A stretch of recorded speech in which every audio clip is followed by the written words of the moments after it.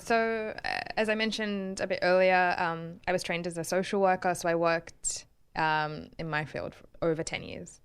And I love working with young people. I've worked with really, really at risk, disenfranchised youth who are and just people in general who are at the most vulnerable stages of their lives. And what happens as a social worker and client relationship is that you get to see, even at this dark stage, even if the person's committed offenses, even if it doesn't matter, they're homeless, they're they're going through substance abuse issues, you see the intention behind, you see their story.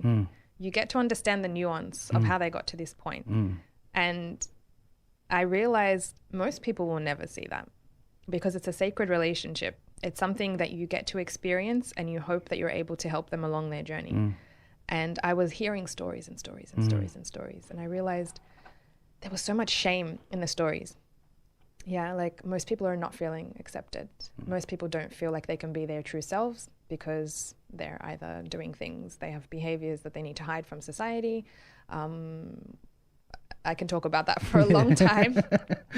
But whatever the point is, there's shame behind it. So I wanted to start a space that moved people away from shame and actually help us just sit together, face each other, and try as much as possible to be who we are and hold space for that.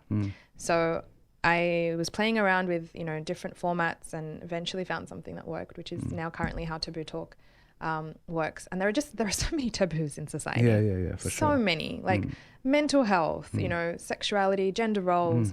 We've talked about it all. We've talked about terrorism. We've talked about veganism, which funnily enough is still a taboo. And I think maybe more so like increasingly. And I really see that the online space is not always the best space for these conversations to be. 100%, yeah. Really, really can help things turn very bad. For sure. So it needs to be face to face, in my opinion. When you're face to face, you're as we are. Yeah, for now, sure. It's a field. There's a field between. Your faces are connected. Your hearts are connected. I wouldn't dare say something to you face to face that I might be able to quickly say online without thinking about the consequences. And we live in these times. Everyone's using the term polarization. We live in polarized times, and this is where our future is headed, in that direction.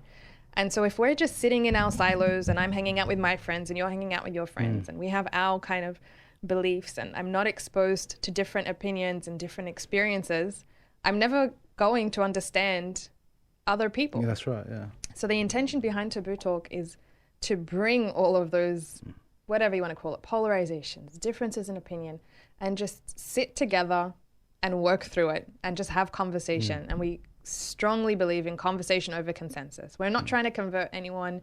We're not trying to change people's opinions about topics. We're just trying to talk about what's already going on and their lived experiences. It's not like a panel where we invite speakers or academics. This is about what have you experienced in your life and how can you help other people understand your experience. So some of the topics that we've covered, as I mentioned, we've talked about domestic violence.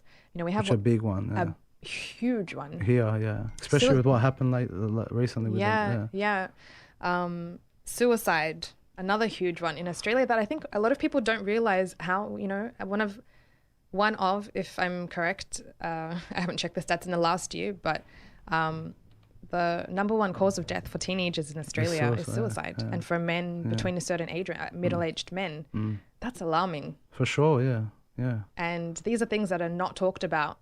And so with that, just quickly, what's some of the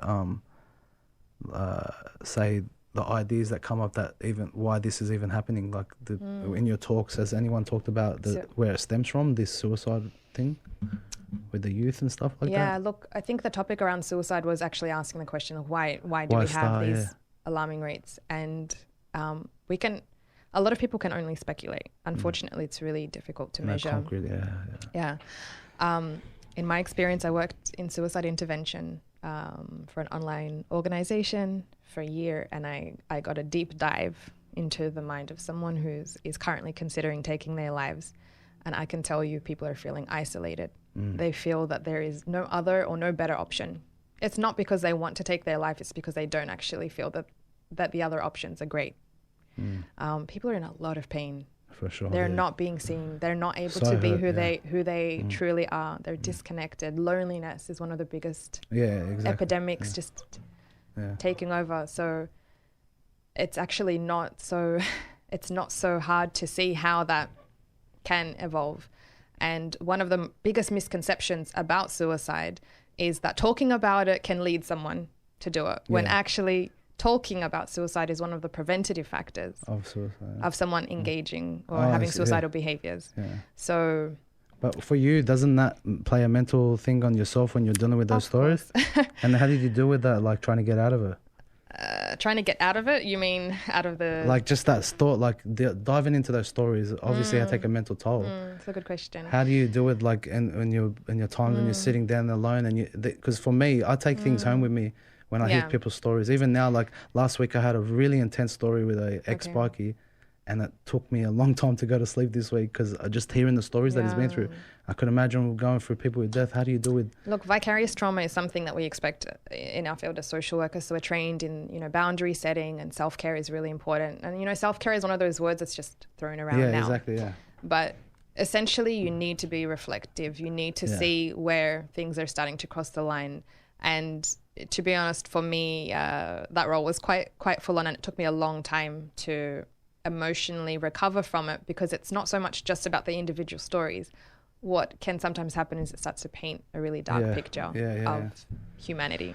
So, and you think everyone's falling. You know what? I'm very, very grateful that that's not something that has shifted. I still have a very optimistic view of humanity. I don't know how. People ask me this question all the time. You've seen the worst of people, but I've also seen the best of people. There you go. And I see people's true potential, and that's why I believe in Taboo Talk, because it helps strip away all those other things that sometimes we need to put up these walls and walls and walls and boundaries.